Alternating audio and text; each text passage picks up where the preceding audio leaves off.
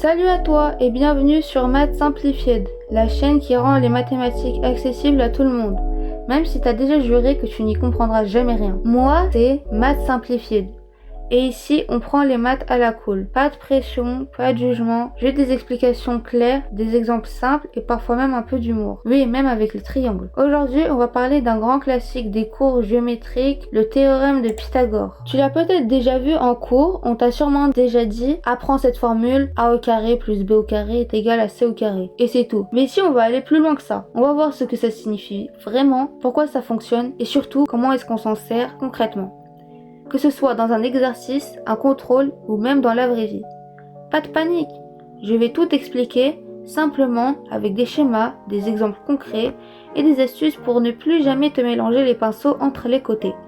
Tu vas découvrir que le triangle rectangle, c'est ton meilleur pote en géométrie. Et que Pythagore, c'est bien plus qu'un nom bizarre qu'on t'a demandé de retenir.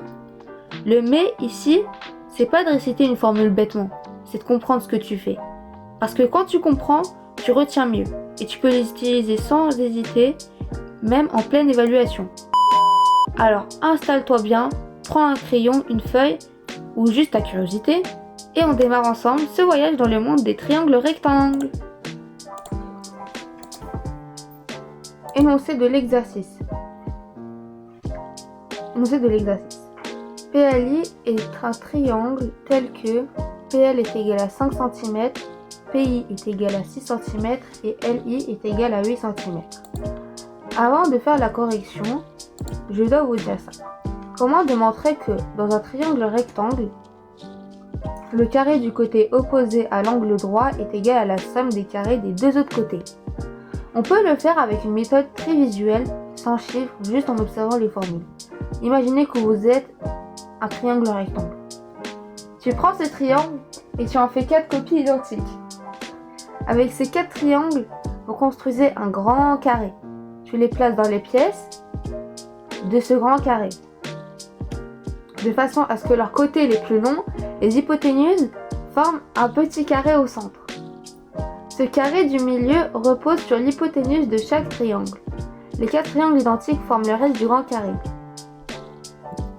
Maintenant, tu refais la même figure, mais cette fois tu disposes de 3 triangles différemment. Tu les places de manière à faire apparaître 2 carrés plus petits, un sur chaque côté de l'angle droit du triangle. Le résultat, dans les deux cas, tu obtiens le même grand carré fait de 2 triangles identiques plus un espace vide. Dans la première figure, l'espace vide au centre est le carré de l'hypoténuse. Dans la deuxième figure, l'espace vide est composé de 2 petits carrés sur les côtés du triangle rectangle. Donc les deux surfaces sont égales, ce qui prouve que surface du carré sur l'hypoténuse est égale à la surface des deux autres carrés. Et c'est exactement ce que dit le théorème de Pythagore et ce que dit Pythagore. Donc, la correction. Si le triangle est rectangle, alors il le sera en P. Dans le triangle PLI, le côté le plus long est LI.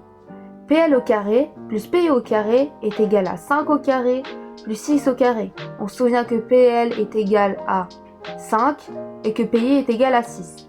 Donc 5 au carré, c'est égal à 25. Et 6 au carré, c'est égal à 36. Donc quand on ajoute 25 plus 36, que tu le fasses de tête ou sur une calculatrice, c'est la même chose, ça fait 61. Donc LI est égal à 8 au carré. 8 au carré, ça fait combien? 8 fois 8, 64. Donc, 61 n'est pas égal à 64. Donc, PL au carré plus PI au carré n'est pas égal et différent de LI au carré. Donc, d'après la contraposée de la réciproque du théorème de Pythagore, le théorème j'ai mis 2M, mais c'est pas grave, de Pythagore, vous savez que c'est juste avec un seul M, le triangle PLI n'est pas rectangle.